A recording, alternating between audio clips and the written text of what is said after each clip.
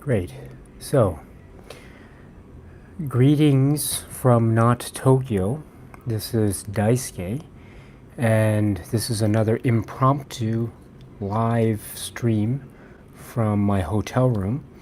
So, this will be uploaded after it's over. So, don't worry if you didn't catch it live. It just so happens that it's a little bit easier for me to do these things live than with a video. Hello, David. How are you doing, my friend? I hope you're doing well. I apologize for the impromptu nature of this. I should have planned these, but I didn't plan this at all. This is having to do with Ben. How are you doing? Cineflect, your live stream was fantastic, by the way. I loved it. It was great. So, an Asian movie enthusiast, Eric. It's nice to see you. So, I wanted to, as I was inspired by our dear friend Cineflect, and so he made a great live stream. And so, Ryan Lee, hello. And so, I wanted to, Matt S., hello again.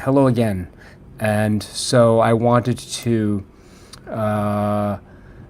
just comment on the current situation with Criterion, and just my 2 cents for whatever it's worth. And so, just give me 1 second here while I just okay. Okay, great. So, the situation is that Criterion usually makes its announcements for future releases. It usually makes its announcements on the 15th or around the 15th of every month.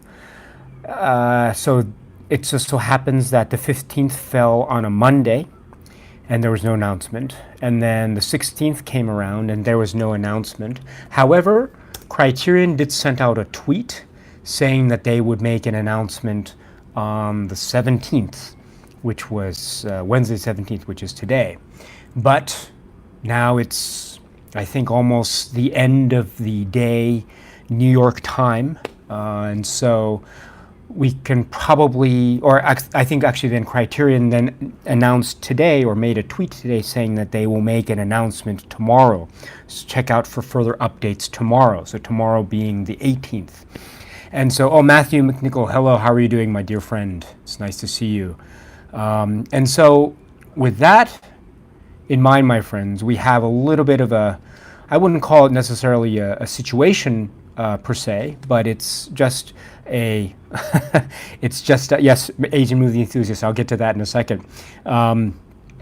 We have a little bit of an interesting situation, do we not? Because Criterion hasn't made its announcement. Now, I don't think we should worry about it too much, because it looks like with the tweets and all that, Criterion is it is expected that Criterion understands that it is expected to make an announcement sometime. So let's expect it to be sometime. Oh, if it's not tomorrow, it's probably going to be the day after tomorrow or this week. So there is no particular need to be concerned. I understand the anticipation. I'm, of course, very much in anticipation for what is to come. And so I wouldn't necessarily, I don't think it's that, it's not so serious. It doesn't necessarily suggest anything of an issue. I think I'm kind of reminded of a couple of things. I think one of the things is Trevor, hello, and Trevor Wagner, so hello, it's nice to see you. But I'm reminded of a couple of things, right? So first, remember that in the past, Criterion did make announcements about its future releases, let's say, and they gave us cover art. But then maybe a couple days later, or maybe a week later or so, they'll change the cover art. And so that usually it creates a little bit of not necessarily issue, but that has happened sometimes. It happened with Some Like It Hot, and it happened with, I think, recently Clooney Brown, and also with The Tree of Life, and maybe there are other examples of that happening. But so the point is that it's not always the case that the announcement is a be-all, end-all. And so on the one hand, it's it's like whenever there's an announcement, of course, it's great to hear, from my point of view, the titles, but at the same time, it is also some months away, and so there's always room for changes and the like. So I guess on the one hand, I don't necessarily think that a delay in an announcement is any indication of any issue, because it seems like even in the past, when they do make announcements, there have been occasions where they've had to change things after announcement has been made, etc. And so it's actually, I prefer it for Criterion to not make an announcement. My own personal preference is that if there are some issues that they need to figure out, I'd rather they figure out, even if it means a delay past the 15th. Even if it's a significant delay, even if it's a delay of a week or more, I'd rather it be delayed and be a perfect or a solidly prepared announcement, rather than an announcement that's made on the 15th, but then that's later prone to amendment or revision after the fact. And so I really like, I'd really prefer that Criterion do this kind of delay. So it doesn't really bother me. I suppose the only thing I would say is that it probably wasn't the best thing in the world to do the tweet that they did on Tuesday the 16th, where they said we will make an announcement on Wednesday the 17th, because they ended up not making an announcement. Now I can understand, things happen in the course of these sorts of things, right? Some things come up that ultimately probably prevented Criterion from being able to make its announcement today. So I think there's nothing wrong with a change of plan, but with these sorts of things, probably would have been better had Criterion not have made that tweet yesterday like it did. But I don't think it's a major thing. It's just a fairly minor criticism. And with these sorts of things, I think there's a lot of pressure on the part of the people at Criterion to try to do the best job that they can. I'm sure they're dealing with a lot of parties. I can only speculate, but there are probably a lot of licensor parties that they have to deal with, and they have to try to have working relationships with, pursuant to relevant license agreements and the like. And so I don't think that, so there's probably some pressure that's placed on the Criterion staff. So, and I know that all eyes are on Criterion at the moment, and so they're really expected to deliver and deliver big. And so I think with those considerations in mind, I don't mind giving them another day or another couple days or another week or whatever, just as long as they feel like they can get it right. So I was talking about James Bond the other day, and so what does Pierce Brosnan say in that film, Die Another Day? So right, so just because the announcement is delayed, that's okay. Just live to die another day. So my friends, it's just another day to have fun and speculate. So, or another couple days or another week or so. So once the announcement is made, of course, then the speculation is over, and this period that we have had the pleasure of having over the course of however many months or years, perhaps, as to what could be Spine 1000, it will be over. And so this might be just that little extra time for us to have fun with this speculation as film fans and as Criterion fans. So let's enjoy it. So let's keep an eye out, and in the meantime, of course, we can enjoy a lot of great other titles. Oh wait, I'm sorry, before I go on, I should say that my own personal take, my own personal speculation is, this is my own personal speculation, but it seems like I think it might have to do with something to do with getting whatever approvals are required under the license agreements, etc. With these things with licensing and intellectual property, sometimes the case is that, at least my understanding is that the case is that sometimes with certain aspects, the contract governs such that maybe the licensee, in this case Criterion, needs to get permission for or approvals for certain aspects of the whatever the item is, and so. Maybe it has to do with a cover design approval, maybe it has to do with another approval, maybe it has to do with a press release approval, maybe it has to do with another aspect, maybe a supplement, who knows. But that's what it probably is. And the reason why I say that is because Criterion did tweet out yesterday that they would make some kind of announcement. So you know that they're ready to make an announcement. They are very ready. So it's just something just came up at the last minute, it seems. That's what I feel like. So my speculation is that that's the case. And you know, these things happen in business and with transactions like this. I'm sure, you know, things come up at the last minute, and maybe there's a kind of back and forth between Criterion and the powers that be, the licensor parties or the representatives thereof. And so that's probably going on right now. And once those are cleared, then we can expect an announcement very soon. So that's my speculation. So in other words, how should I put it? There are sometimes a lot of issues that might come up. They can be trivial, they can be annoyances. You know, one might even describe them as being monsters. So how should I put it? So Criterion is perhaps doing its best to destroy all monsters, let me put it that way, and for the purposes of providing us with Spine 1000 and the like. And so my friends, let's just enjoy this while we can, and let's let Criterion indeed destroy all of its monsters in preparation for the future releases. And yes, let's see what Criterion has to offer. So anyway, my friends, in the meantime, of course, we can enjoy the great releases, including Klute. Yes, we can enjoy Klute, and we can enjoy The Baker's Wife. So these are the two releases that I was able to get yesterday in the Criterion section of Barnes & Noble. And I understand Klute is getting a lot of traction in social media.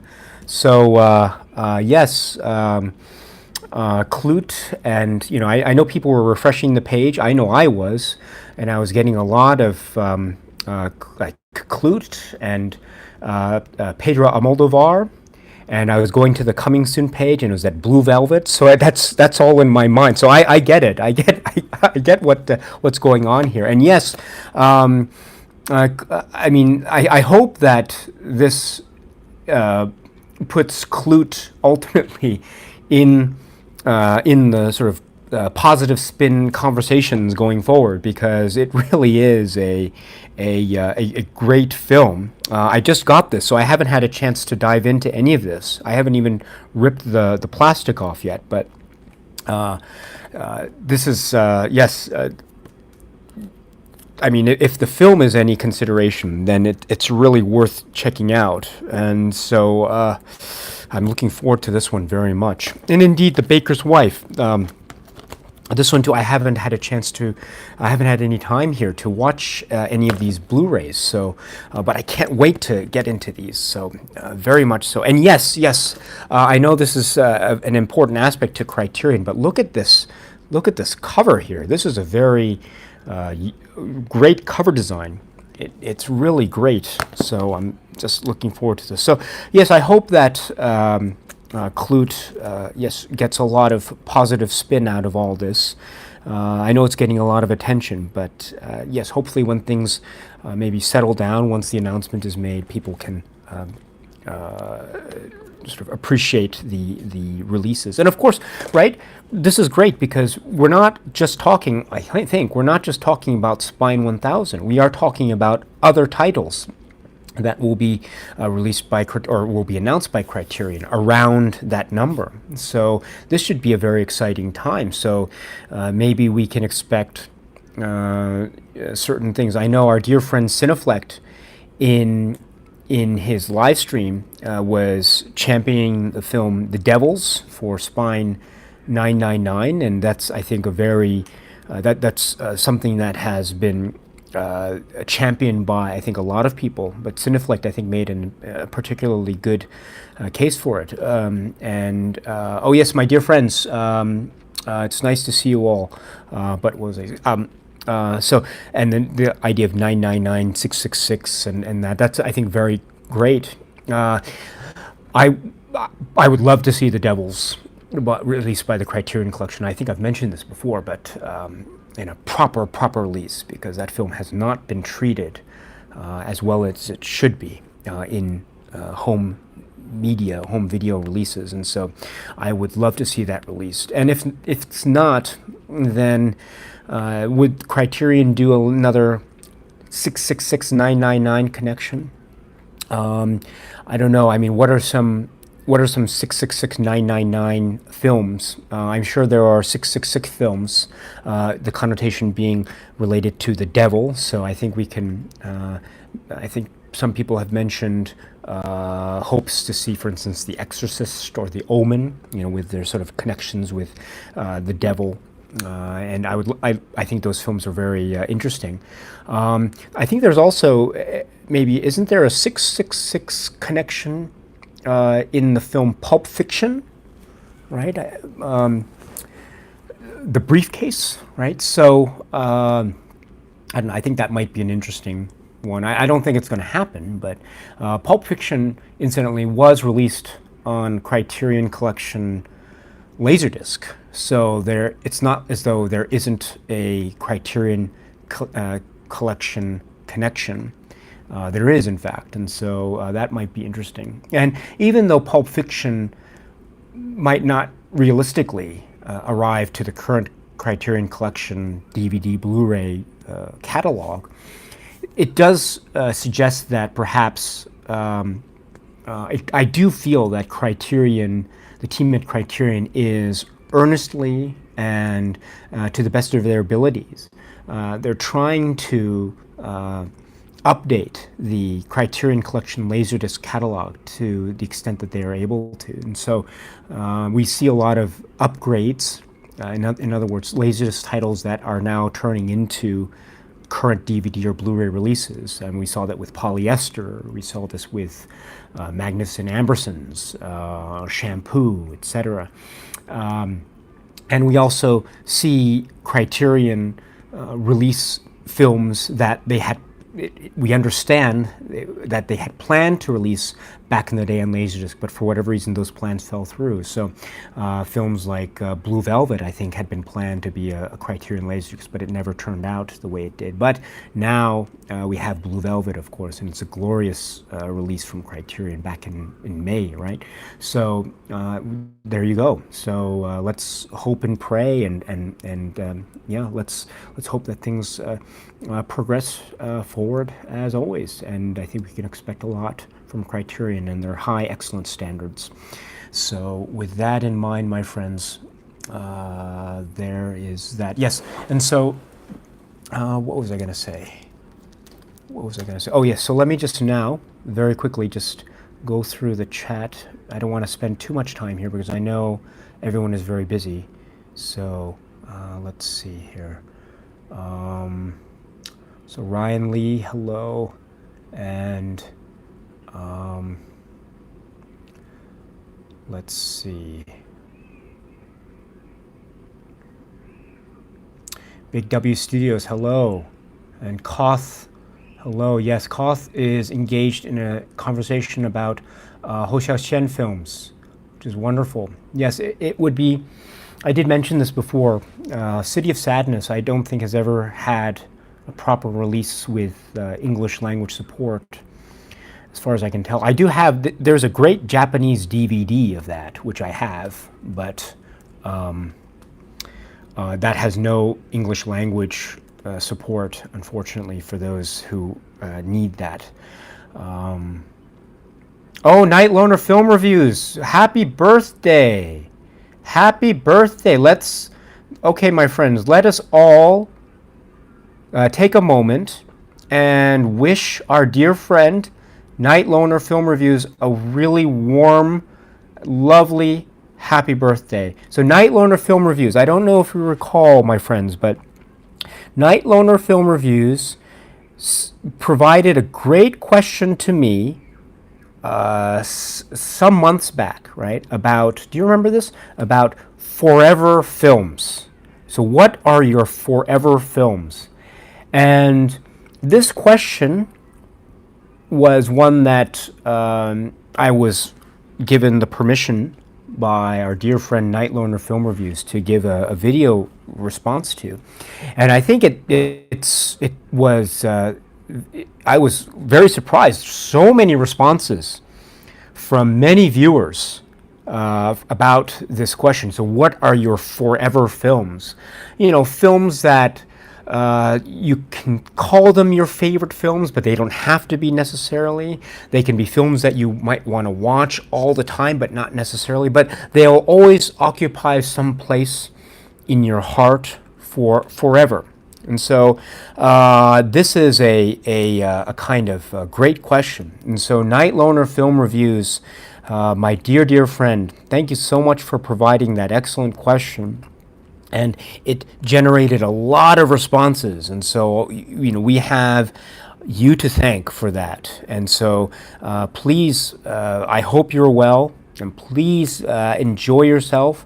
And it looks like you got a lot of right. So you had some birthday money and you got some Criterion titles. So well done indeed. So once again, let us wish our dear friend Night Loner Film Reviews a warm and lovely happy birthday. And for me, my dear friend, I hope you're well. Thank you so much as always. You are really wonderful. Let's talk again very soon.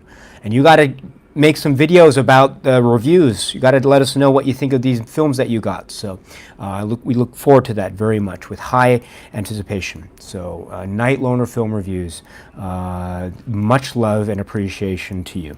Happy birthday, my friend. And let's see here. Just going through Spookid. Yes, thank you very much. I am having a good day. It's really nice to see you. And you say, thoughts on Hard Day's Night or any other Beatles films?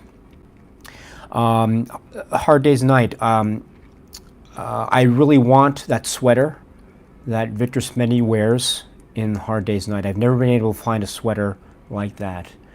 If I ever have a chance, that's one of the bucket list items. One of the things I want to do before I die is to get one of those sweaters. And Bird Dog Freeman, hello, my friend. Have you talked with Fumiko Takagi? No, I've never had a chance to speak with her, unfortunately. But you know, I don't think. I'm not sure if. Well, I'm not sure. I know that I'm not on her radar, so to speak. I'm just a regular guy just doing the YouTube videos, and so it would be great to have a chance to speak with her, but oh well. Let's see. Oh, and let's see. Clute. Okay, there's a lot of Clute. Yes, and yes, it looks like as Newberry, we've been cluted. Yes, I think. Have you coined a new word here? Is that a new verb? You've been cluted. Okay. Yes, and Romero Flores says, Romero in Criterion House. Hello.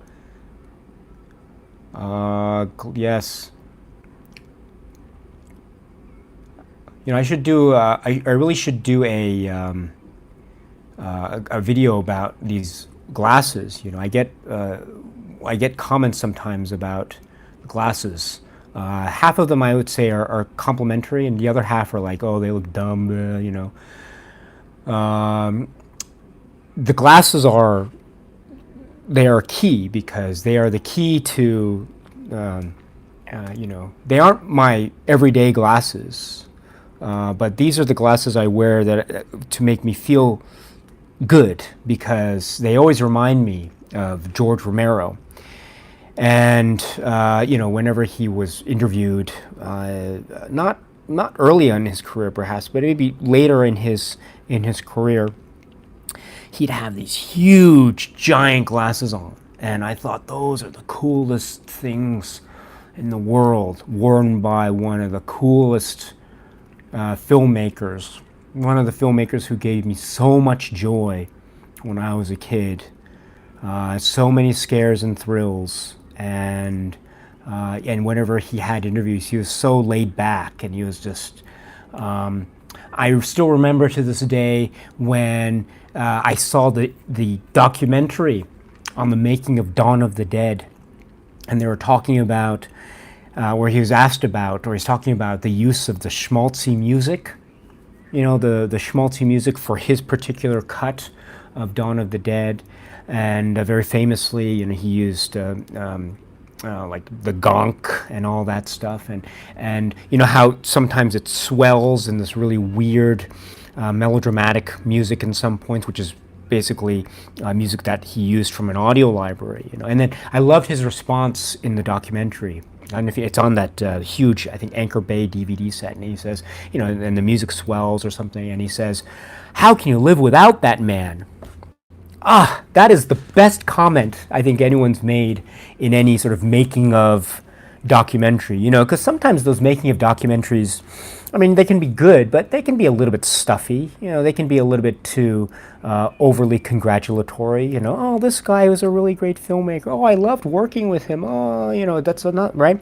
But it's just great to see a filmmaker just let loose and just have fun with it. And gosh, George Romero in that documentary that sealed the deal for me, and just says, "How can you live without that man?" Exactly, Mr. Romero. Oh gosh, you are sorely missed, man. Oh wow. So this is my tribute to the great George Romero. And incidentally, speaking of great making of documentaries or interviews, the other great one that I really, really love, I don't know if it's on the recent release of this film because I don't have the recent Blu-ray. It's not one of my favorite films. I like it. I don't really, really love it so much, but I love the documentary. It's the interview by Harry Bromley Davenport regarding the film Xtro and the Xtro series. So Xtro 1, Xtro 2, Xtro 3. And he's talking, well, he is talking about primarily Xtro, and I think that the interview can be found on YouTube, but if you type in YouTube making of Xtro or something like that, it might come up, but that has to be one of the most self-deprecating making of interviews or documentaries I've ever had the pleasure of seeing. Really, he is so he comes so close to essentially trashing his own work. And I think he might have had maybe, I don't know. I don't want to say too much, but I love that. It's so refreshing to hear a filmmaker talk so kind of bash his own work like this. It's really quite refreshing, and in fact, it makes the film much more endearing to my eyes. It has that thing about being. Oh, Melinda, gosh, my friend, my dear friend, thank you so much. It's totally not necessary. Super chats are totally not, but thank you so much. Oh, it means so much. You don't totally, it's not necessary, Melinda, my dear friend, but oh gosh, you are so lovely. Thank you. What was I saying? So Xtro, the Harry Bromley Davenport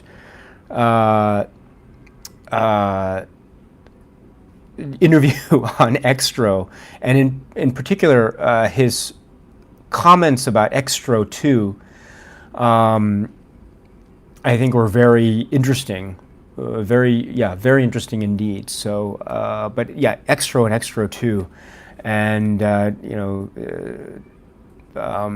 well, I don't want to say too much. I think it's worth checking out. I don't think you necessarily have to like the film Xtro to really appreciate that interview. Although I would warn, don't watch the interviews unless you don't mind being spoiled, because I think it does give away certain aspects of the ending of Extra. Yeah, it does give away certain aspects of the ending of Extra. So if you don't want to be spoiled about the film Extra, make sure you watch the film before you watch that interview. But the interview is just so laugh out loud funny. It's great, wonderful. But anyway, let me just go through here very quickly. Frank Burleson, my dear friend, hello. Gray 1951, hello. Gray, okay, so Gray 1951, Mike. So I had the pleasure of making a video about his wonderful, wonderful, wonderful channel. So you got to check it out. He's just going through, and he's going through like the alphabet, and he's going through a film per letter in the alphabet or something like that, which is great.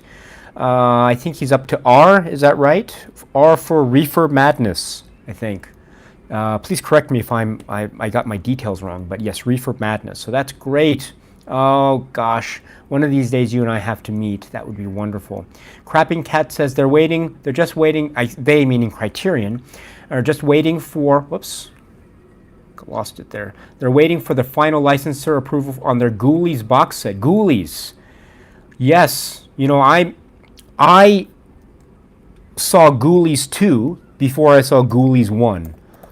But I don't think it necessarily mattered. I was able to follow along the story to Ghoulies 2 without necessarily following Ghoulies 1. And in fact, I did enjoy Ghoulies 2 much more than I enjoyed Ghoulies 1, although I think the first Ghoulies has that benefit of having the great Jack Nance in a very, very memorable role, right? Very memorable. And at the time, I remember I was very young and I didn't know who Jack Nance was at the time, but later when I knew of Jack Nance, the first time I realized who Jack Nance was, I said, oh, that's the guy from Ghoulies. And so, yes, but yeah, but even before then it was Ghoulies 2. Ghoulies, which I think is a really I think it's actually underrated. I think it's a pretty effective little monster movie. And so, yeah, but okay, so just keep going here. But I don't know, yeah, Criterion and Ghoulies, I don't know, it might happen. It might seem more fitting for someone like Arrow, perhaps, but or Scream Factory, perhaps. But anyway, Matthew McNichol says, I'd kill for a Grand Illusion upgrade. Yes. Joshua Anders from Atlanta, hello. Terma King, hello, from Sweden. And Mark Tuovinen, yes. I hope you're well. And let's see. Jared, hello, my dear friend. Oh, gosh. And Cineflex says, release the devils. Yes, I join in that petition. And Jose Danilo, thank you very much. David Harrington, hello. Yes, David Jones, Bronson 13, all wishing our dear friend Night Loner Film Reviews a very, very happy birthday. A very happy birthday. It's not my birthday, it's my unbirthday. So very, very happy unbirthday to me, but a very happy birthday to our dear friend Night Loner Film Reviews. And Melinda McClure, you don't have to do this, my friend, but you all the time. Thank you so much for your super chat. Oh gosh, you're so cool. And here we go. I'm just skipping around here. I'm so sorry about this. Spook Kid asks, you know, do you have any thoughts about the film Possession? I do, in fact. I'm not gonna. I don't want to spoil anything too much, but there will be a video about Possession very soon. Kubrick Lover 1972. Hello again. It's nice to see you. Okay, so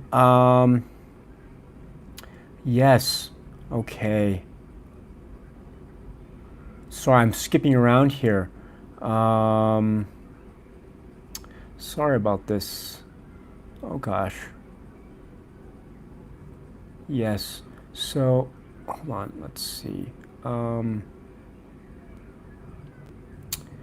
Yes. Big W Studio says, I finally have all 30 Kurosawa films. Would like you to review more of his stuff. Okay. I did do, it wasn't all of his works, but I did do this whole thing about Kurosawa films in the Criterion Collection, if you're interested. You can find those on the channel if you haven't seen those. But they went into, I wouldn't say great detail about all of the films, but yeah, there's that. And so, but yeah, I know it doesn't include all of the films by Kurosawa, but so I'm just skipping around here because again, I'm really bad with my computer skills. Let's see, Terminator 101.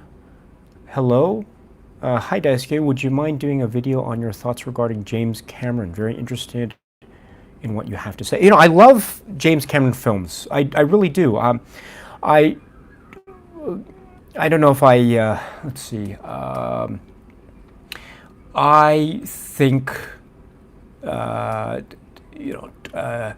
Terminator 2 Judgment Day is, it's a film that is a classic that holds up incredibly, incredibly well.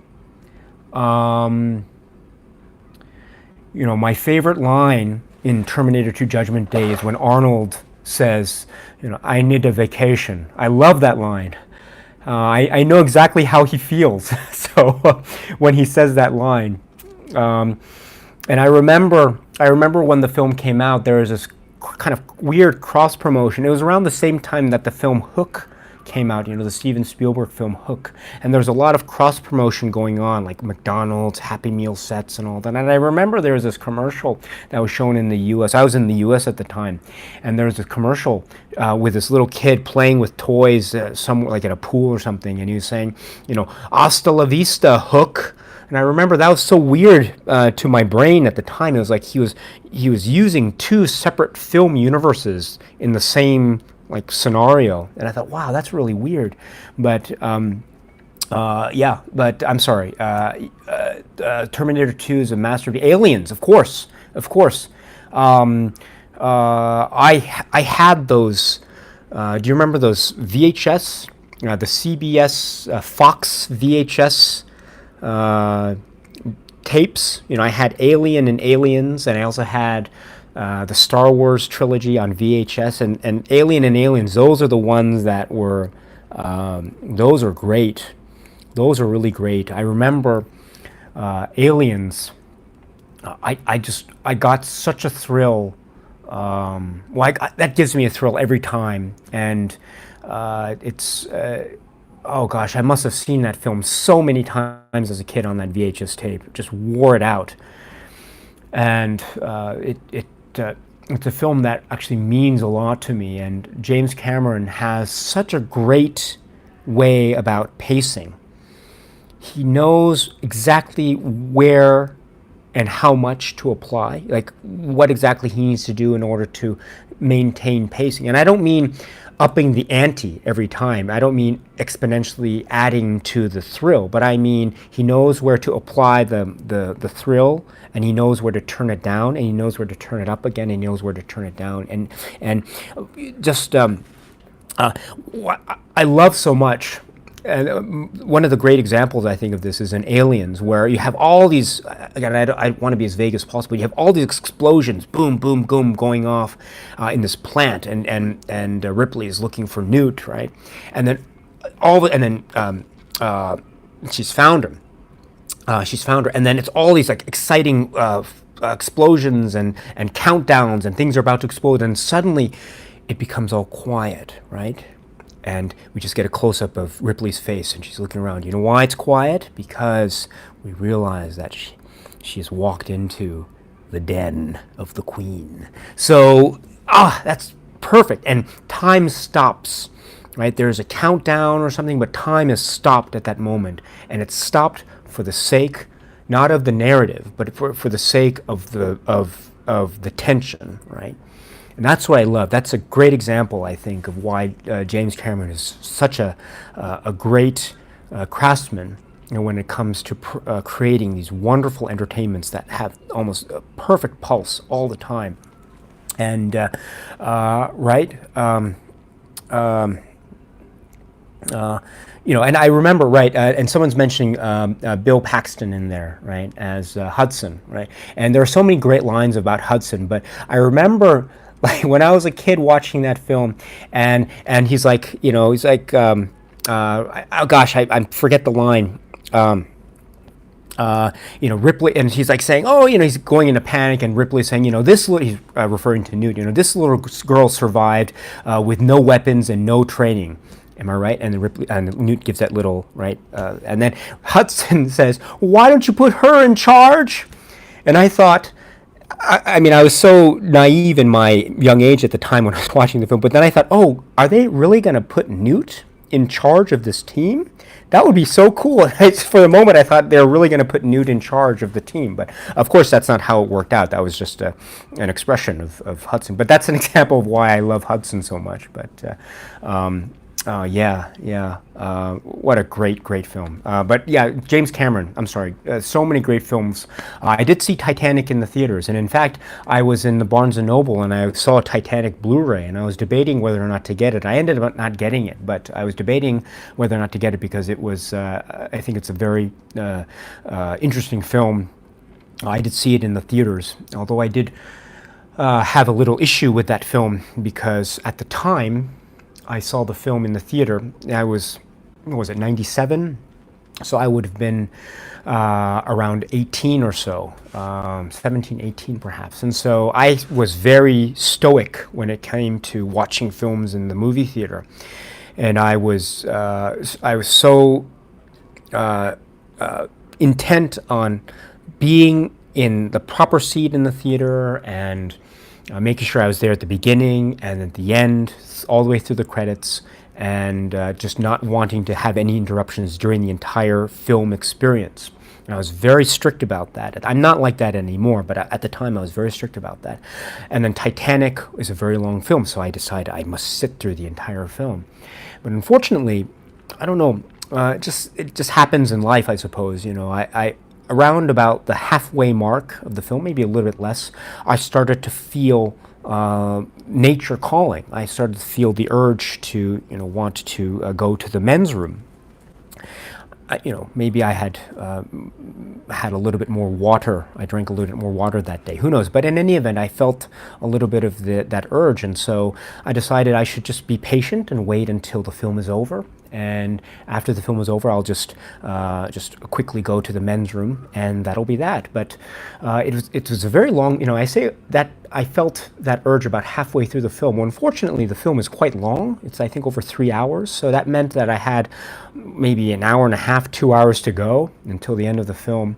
And also, I think those of you who know Titanic know the film, that there's a lot of, like, I'm watching this film and I feel the nature calling, and I'm trying to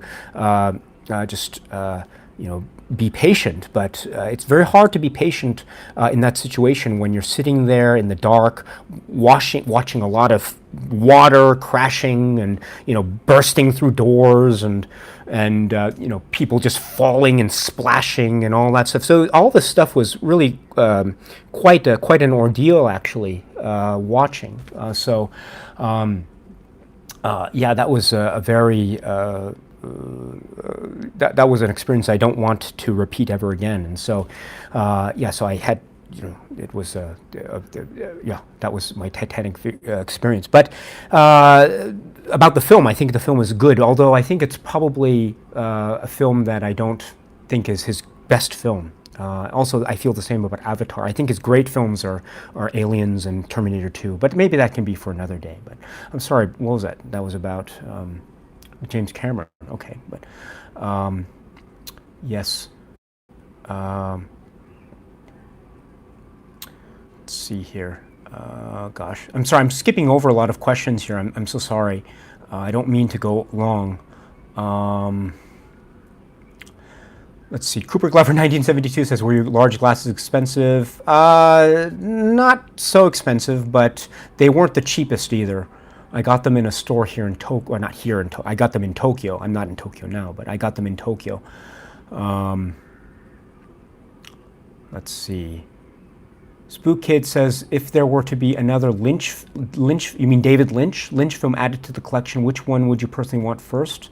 For me, it is between Inland Empire and Lost Highway. So at the moment, the Lynch films include in the Criterion Collection are Eraserhead, Twin Peaks: Fire Walk with Me, Mulholland Drive, and Blue Velvet. So if I had to choose one,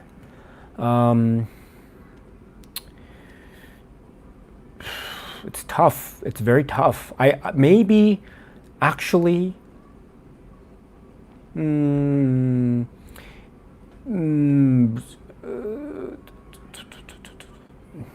It's very tough. I can't. It really depends. Really depends. I'd love to say Lost Highway, especially because Lost Highway is on my mind recently because of the latest issue with Kino and all that. Yeah, I'm sure you know the story. I'd love to say Inland Empire as well, but and also Wild at Heart. But Wild at Heart has that great has that release from, was it Shout Select? So maybe it might be a toss-up between Inland Empire or The Straight Story. Yeah. And Octopi Guy says, I would like to see the Elephant Man on Criterion. Yes, that would be wonderful. That would be wonderful. You know, I did mention before that, you know, maybe the Elephant Man was the one that I appreciated the least when it came to Lynch's works. But I think thanks to our dear friends, and especially Jared, maybe some months back, who inspired me to re-examine it, I was very, very much pleased. So. Bronson13 has a super chat, $2. Thank you very much. And your question is, do you consider Kubrick the greatest? So you're referring to Stanley Kubrick, I'm assuming. So do you consider Stanley Kubrick the greatest director? That's a really tough question, actually. And you know, if I'm going to say no, but that is not to say that I think he's a horrible director. I mean, on the contrary, he is a master artist, a master artist. But the greatest director, I mean, it's tough to answer that question because, again, favorite director or greatest director, I find there are two separate questions.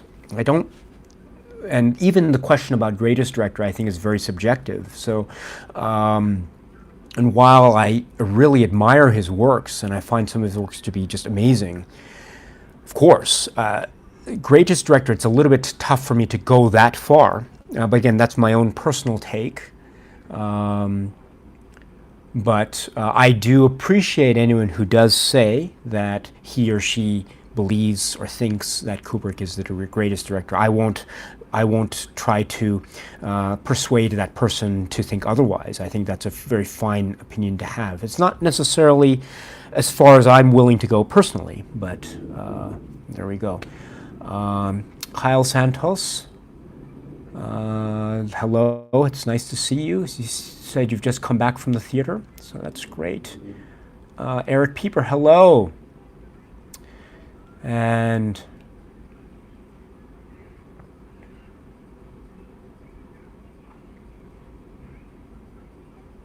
oh yeah, speaking of aliens, I love the moment when Gorman mistakes Hudson and Hicks, right? I felt bad for Gorman, you know. I always feel bad for Gorman because I feel like, you know, I when I first saw Aliens, you know, I kind of mixed up the two guys, Hudson and Hicks. They kind of looked similar, so I don't necessarily find Gorman to be all that unsympathetic. I mean, certainly he's more sympathetic than Burke, of course. But anyway, although that's really weird. You know, what was that show Paul Reiser did with Helen Hunt? Mad About You? You know, I was never able to get into the show Mad About You. I think because of how effective he was in the film Aliens. I'm sure he was a really great actor. I'm sure he was a really great performance in Mad About You. I've never seen the show, but I just thought whenever I saw commercials for Mad About You, I was thinking, oh man, it's Burke. But oh well. Mad About You. I wonder if that's on Blu-ray. I'm not sure. Probably not going to get it anyway, but I'm sure it's a great show. Anyway, just going through these comments here before I leave, because I just want to get some iced tea before okay. Kubrick Lover 1972. I can't stand Inland Empire, pretentious piece of dreck. I totally respect that, my friend. Completely respect that. It is, and Wild at Heart, meh. I respect that too. Let's see. So, we don't all have to like all the things at the same level.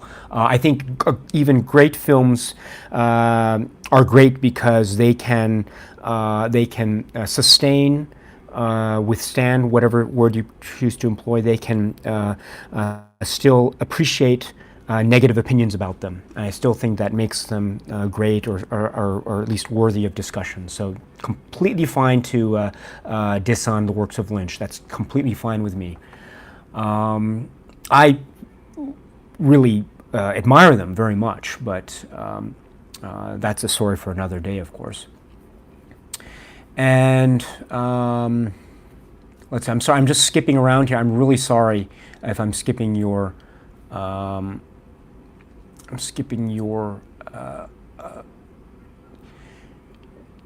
gosh. Yeah, gosh. I mean, I think if, just to return to the greatest director question for a second, that Bronson 13 brought up with his question about Kubrick, I think it's very hard to say. I haven't really thought about it, to be perfectly honest, but if I had to say something, it might be perhaps, oh gosh, it's very hard, very difficult. I mean, greatest director, what does that mean, first of all? What does greatest director mean? I mean, there are a lot of, that's really difficult. That is very difficult. I mean, there are certain contenders, perhaps. No, it's too difficult for me at the moment. But hold on. Maybe for another day. Let me ponder that, and let me perhaps address it another time. Again, maybe if I'm able to do that. But it's a very difficult question. But Kubrick if Kubrick were to be suggested to me as a candidate for that question, then I would certainly not be disappointed with that choice or selection. The problem that I have, well, not problem, but the issue that I have with my own inability to answer that question in a way that I really want would be, I feel like I have such a limited knowledge when it comes to all of the filmmaking out there in the world, that if I were to say, oh, this is the greatest director, that would be my answer, but with respect to the scope of limited knowledge that I have. And that would, of course, ignore everything else that is either on the periphery of that or outside of the scope of that, which is enormous, absolutely enormous. And so I would be speaking to what I think, because of my own limited knowledge, would be a very small minority in the wide expanse of cinema. And therefore, I find that, my ability to answer that question in a way that I'd be able to satisfactorily, I think, is quite, it's quite impaired, let me put it that way. So, yeah, it's very difficult. But let me think about it. And, oh gosh, now I've frozen. Okay, I've frozen this. And let's see. Sorry about this. As I say, this is all okay. Now I am just going through this here. There's a little bit of a technical glitch I'm trying to fix on my... okay. All right, so sorry about this delay. I have a little computer next to this. I'm filming this with my phone, and now I have a computer that's next to this, which I'm using to look at the look at all this here. But okay, here we go. Here we go. Yes, and people now are. I'm returning to the live chat, which I'm sorry I've been away from, but now people are debating Kubrick, which is lovely. And I'm also seeing some other names mentioned here. George Lucas, perhaps, Scorsese. Night Learner Film Review says Scorsese is my favorite director. That's a really great choice. Scorsese films. David Jones also asks favorite Martin Scorsese movie. Again, that's a really tough choice, or a tough thing to answer. I like his early, well, let's say I like his career. Let's take a point in time. Let's take Casino, 1995 Casino. So before Casino and after, so BC and AC. So before Casino and after Casino. And why do I pick Casino? Because I think Casino is, as of now, the last film that he did with Robert De Niro. And so I think that's a really good place to market. But I think I prefer everything BC, not everything, but I prefer most of his stuff BC to the stuff AC. But let's say the stuff that I like AC would be, for instance, oh gosh, if I get the years wrong, I apologize. Let's see, The Age of Innocence, I think, is AC, which I really, really love. And I was so happy that Criterion released it later, but I love that so much.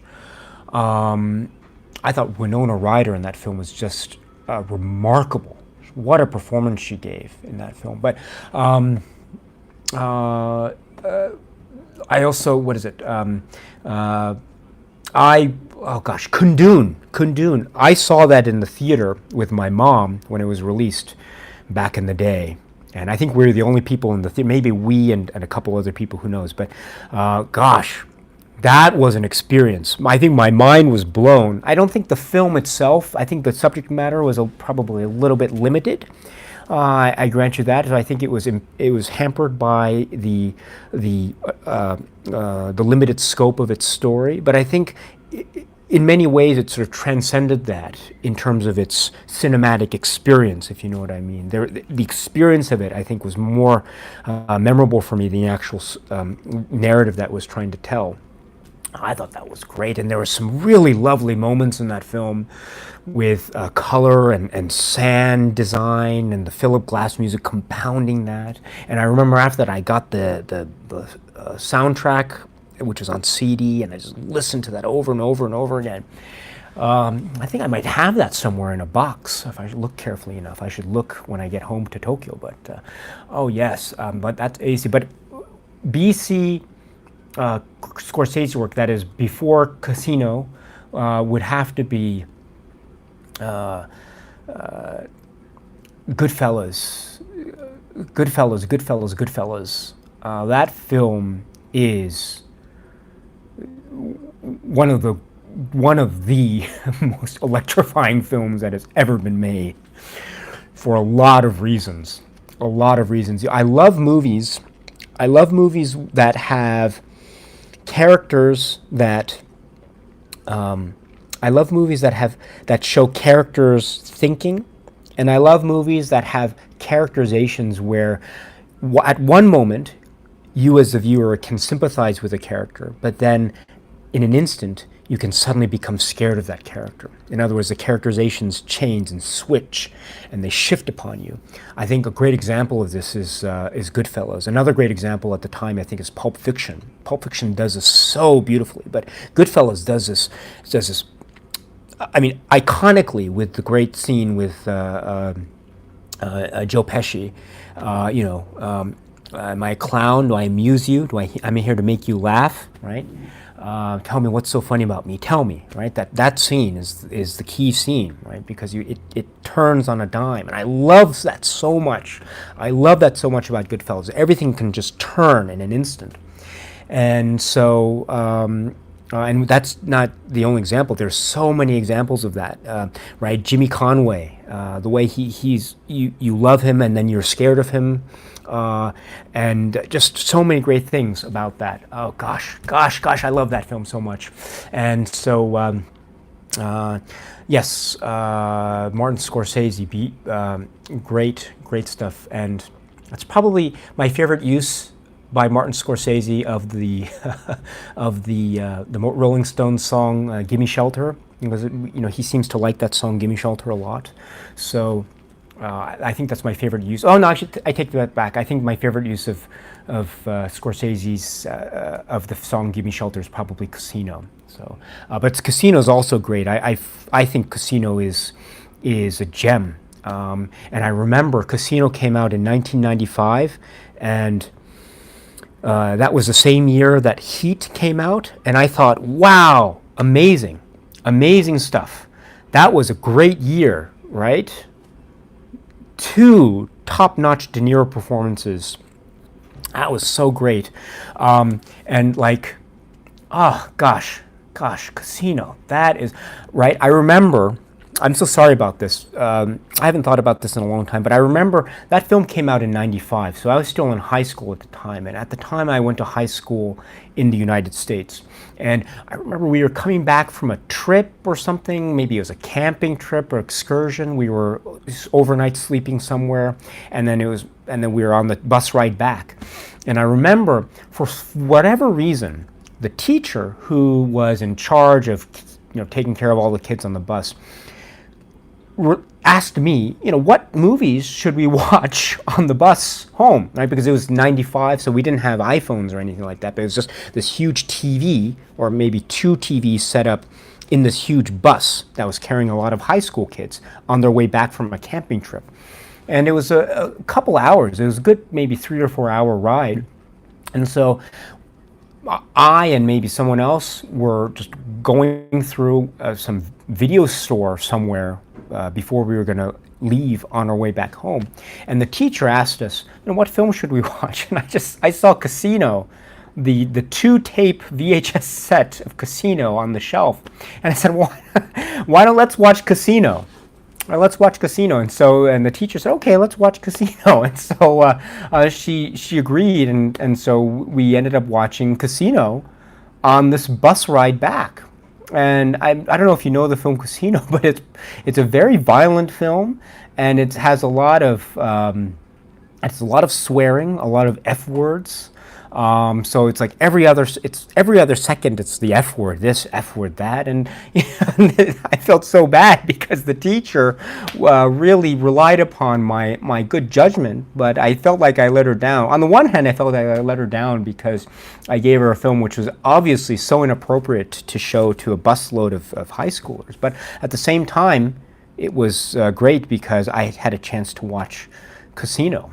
It wasn't the first time, but it was a great experience. So, yeah. So Casino, it's great. That's a film that has a special place in my heart. And I didn't even have a chance to mention Taxi Driver or Raging Bull, but maybe I'll talk about Mean Streets. Yes, and I still remember. I love this thing in Mean Streets with Harvey Keitel, and you see his back, and he's doing this. Right, to the song "Tell Me," Rolling Stones, right? "Tell Me," and then this is before Robert De Niro comes in, and it goes right into it goes along the bar, and then once Robert De Niro comes in with his 2 dates. And he's in slow motion, and it shows it plays, what is it, the Jumping Jack Flash. What a great entrance. That wasn't his first appearance in the film, of course. His first appearance was a little bit earlier when he's seen doing some pretty dangerous stuff with like a firecracker or something, or a little explosive in a post box. But anyway, Okay, so let's see. There is, oh wow, there's some nice, lively debate here about Pulp Fiction. Pulp Fiction is good, Pulp Fiction is bad, Pulp Fiction is great, Pulp Fiction is overrated. That's fine. That is fine. Again, we don't all have to love the same films. And I think it's great. It's great that we can. I mean, isn't that great? This is what I love so much. We can all talk about films, and we can disagree, um, and still, I mean, that's what makes cinema great, right? And then the reason why you disagree about something, or you feel that this film is bad, but I think that then leads to the discussion. Well, gosh, why do you feel that way? What what what is it about the film? And it forces me to reconsider my own view about the film. And then if I can still love the film despite your view, I think that makes the film better for me. But then if I reassess that particular aspect of the film, thanks to the criticism that was given to me, then I think that makes my appreciation of the film all the more rewarding. And so I think this is wonderful, absolutely wonderful. Well done. All right. So, okay, my friends, I'm going to have to start winding down here. So, sorry about this, but all right, my friends. Let me just, I'm skipping around a lot of comments here. I apologize, but I hope you understand. Getting a little bit late here. So, yes, okay.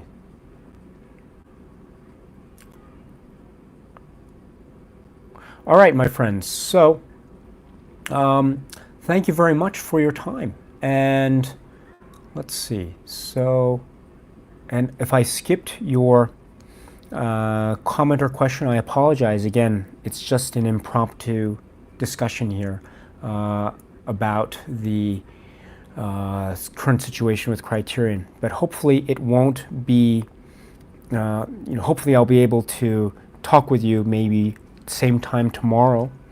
And we can have better news, or not better news, but we can have more exciting news to talk about, a la Criterion's release announcement. So hopefully, let's just knock on wood on this one. And if Criterion doesn't provide its announcement tomorrow, don't worry. It's not don't worry about it. It's not the end of the world or anything.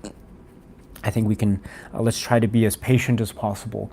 I'm sure Criterion staff are working as hard as they can to try to give us a stellar release, whatever they are planning for us. So let's just give them, give them the benefit of the doubt and go from there. But of course, if something does come up that is worthy of discussion, of course, let's discuss it and let's try to figure out what's going on. But in the meantime, my friends, let's just continue enjoying this time, speculating, having fun, talking about movies, and just enjoying ourselves and just having a good time, right? So what is it? What is the song?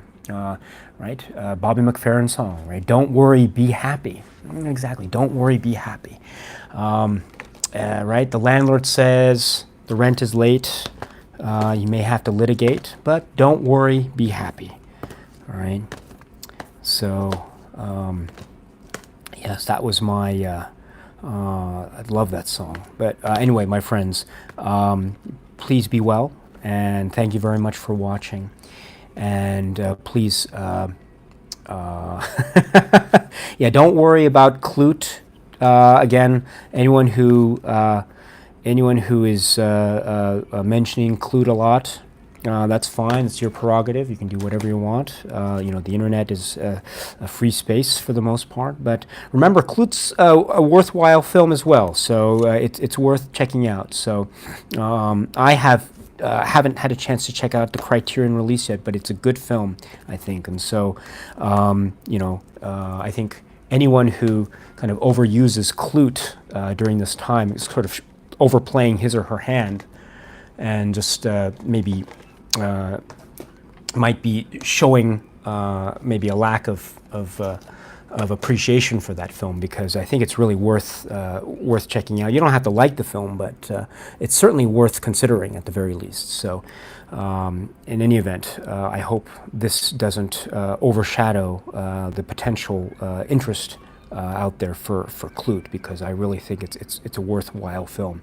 Again, right, and Matt S., I do want to end with this. Matt S. says it great. You know, Pakula is a great director, so this is a really worthy. And am I right? Am I right? This is the first time. Is it? Gosh, I'm so sorry if I'm getting this wrong. Is this the first time that this is a this is right? Is this Pakula's first time in the Criterion Collection? Is that right? If so, yes, yes.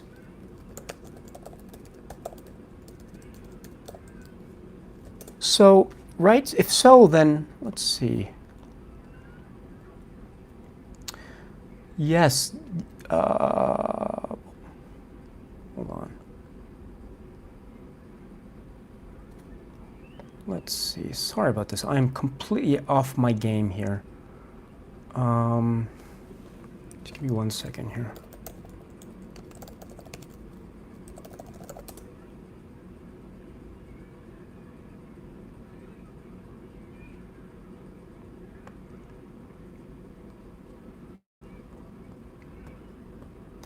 Yes.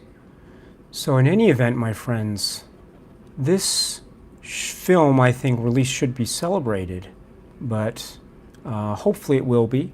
Again, once all this commotion with the release delay and stuff sort of calms down, then hopefully, and the dust settles, everything is cleared, then it'll be a time to appreciate these releases that are happening. So, great. And also, yes, just to end, I'm sorry, I will talk about this, well, maybe not, I don't know, but Barnes & Noble, I did also get my non-Criterion. I finally got The Untouchables on Blu-ray. And also I found this on DVD, which I was looking for. The first 4 Police Academy movies on one disc. So there you go. So Police Academy and Their First Assignment and Back in Training and Citizens on Patrol. So so thank you very much for that. And Police Academy 4, Citizens on Patrol, I saw that again in the theater when I was very young. Yes, and gosh, memories. Anyway, thank you very much. Yes, there endeth the lesson. So thank you very much, my friends. And again, please take good care of yourselves. Let's wait until tomorrow or the day after that with Criterion, and let's just enjoy this time. So please take very good care of yourselves wherever you are in the world, and take good care of yourselves and your friends and family. That's the most important thing. And once that's out of the way, let's just enjoy ourselves with good company and a good film. So my dear friends, thank you so much. Thank you so much for your time, and peace. So cheers.